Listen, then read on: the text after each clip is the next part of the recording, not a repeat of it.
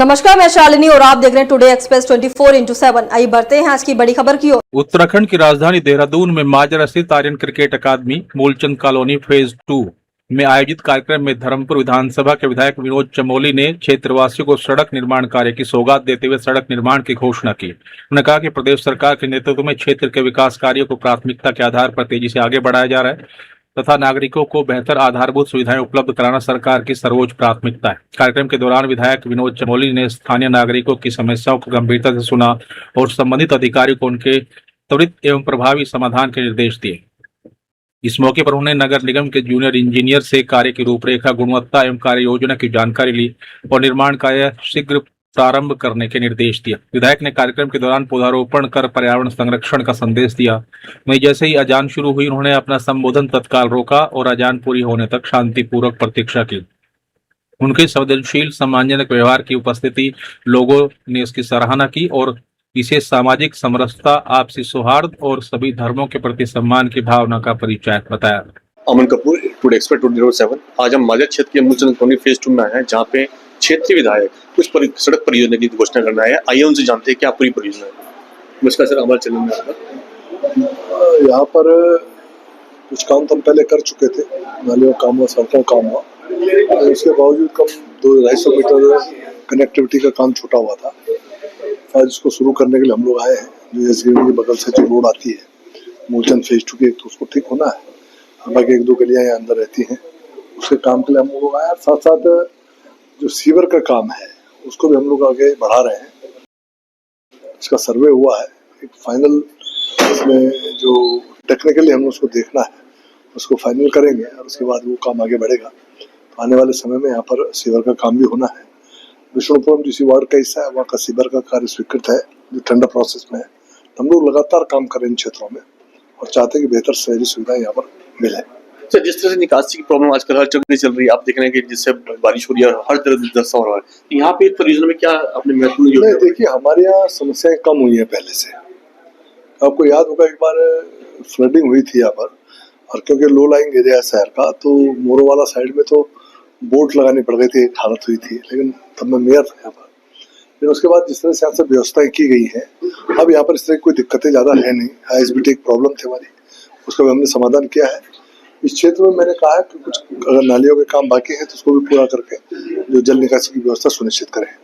तो जिससे बजट तैयार हुआ होगा, आपने क्या संघर्ष किया उसको बजट तैयार करने में? क्योंकि योजना बड़े बजट थोड़ा ज्यादा होगा, प्लान देने पड़ते हैं सरकार को और सरकार में बातचीत करनी पड़ती है। तो विभिन्न माध्यम रहते हैं, कुछ MDD के माध्यम से करते हैं, कुछ नगर निगम से करते हैं, तो कुछ सरकार में हम जो हमारे रिसोर्स है उससे करते हैं।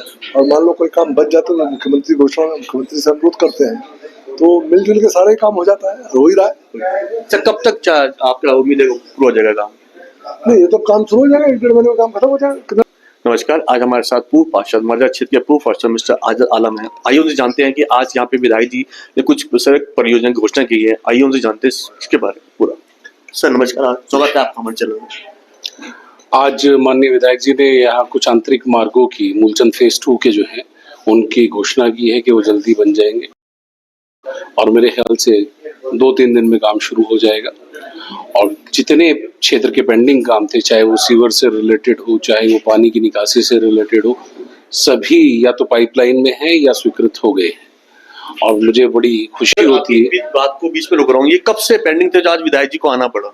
ये क्षेत्र ही लगभग 4-5 साल पहले बना है। कब से पेंडिंग थे मतलब 50 साल 60 साल पुरानी ये कॉलोनी नहीं है, ये तो घर ही कुछ अभी बन रहे हैं। आप देखेंगे नई कॉलोनी है, कुछ घर बन रहे हैं, कुछ घर बन चुके हैं। जो घर बन चुके होते हैं वहां हम रोड डालते हैं। ये तो पहले माजरा जो है वो क्षेत्र पूरा खेत का था, ये एक गांव था जिसमें बहुत छोटी सी आबादी थी। आज आप यहाँ देखेंगे 30-40-50 हजार की आबादी हो गई।